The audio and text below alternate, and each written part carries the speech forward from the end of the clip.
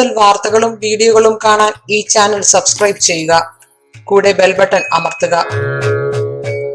നമസ്കാരം.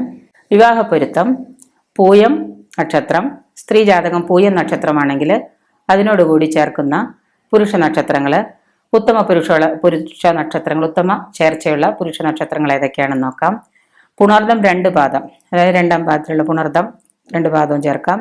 രേവതി, ഉത്തമ പൊരുത്തം വരുന്ന 2 നക്ഷത്രങ്ങളെ നമുക്ക് പൂയത്തിന് കിട്ടുന്നുള്ളൂ, ഈ പുണർദവും രേവതിയും മാത്രം.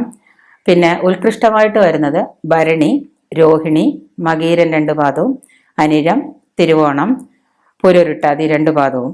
വളരെ പൂയം സ്ത്രീ നക്ഷത്രമായിട്ട് വന്നാൽ അവർക്ക് ഉത്തമ നക്ഷത്രം കിട്ടാൻ വളരെ കുറവാണ്, അപൂർവമായിട്ടാണ് ഉത്തമ നക്ഷത്രങ്ങൾ ഇങ്ങനെ കിട്ടാറുള്ളൂ.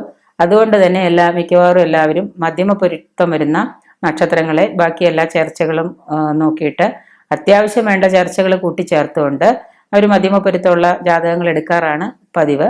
മധ്യമ പൊരുത്തം എടുക്കുമ്പോഴും യോനി പൊരുത്തം, രജ്ജുപൊരുത്തം ഇങ്ങനെയുള്ള പ്രധാനപ്പെട്ട പൊരുത്തങ്ങളെല്ലാം നോക്കിയതിന് ശേഷം മാത്രം ചേർക്കാൻ അപേക്ഷിക്കുകയാണ്. അടുത്തത് സ്ത്രീ പൊരുത്ത നക്ഷത്രം ആയില്യമാണെങ്കിൽ, സ്ത്രീ നക്ഷത്രം ആയില്യമാണെങ്കിൽ നമുക്ക് അതിന് ചേരാവുന്ന പുരുഷ നക്ഷത്രങ്ങൾ, ഉത്തമ പൊരുത്തമുള്ള നക്ഷത്രങ്ങൾ ഏതാണെന്ന് നോക്കാം. കാർത്തിക 2ാം പാദം, രേവതി 2 നക്ഷത്രങ്ങളേ ഉള്ളൂ. കാർത്തികയും രേവതിയും, കാർത്തിക 2 പാദവും ചേർക്കാൻ പറ്റും. ഉത്കൃഷ്ട പൊരുത്തം വരുന്ന നക്ഷത്രങ്ങളാണ് മകേരം 2 പാദവും ചേർക്കാം. ആയില്യമാണ് സ്ത്രീ നക്ഷത്രമെങ്കിൽ മകേരം 2 പാദവും ചേർക്കാം. തിരുവാതിര, പുണർദം 1, 2, 3 ചേർക്കാൻ പറ്റും. 1, 2, 3, 4 വലിയ ചേർച്ചയായിട്ട് തോന്നാറില്ല. തൃക്കേട്ട ചേർക്കാം. അവിട്ടം 1, 2, 3, 4 നമുക്ക് ഈ ആയില്യ നക്ഷത്രം, സ്ത്രീ നക്ഷത്രം ആയില്യാണെങ്കിൽ അവിട്ടം 1, 2, 3, 4 ചേർക്കാൻ നല്ലതാണ്. ചതയം, പിന്നെ പൂരോരുട്ടാതി അതുപോലെ തന്നെ 4 പാദം, 1, 2, 3, 4 പാദവും നമുക്ക് ചേർക്കാവുന്നതാണ്.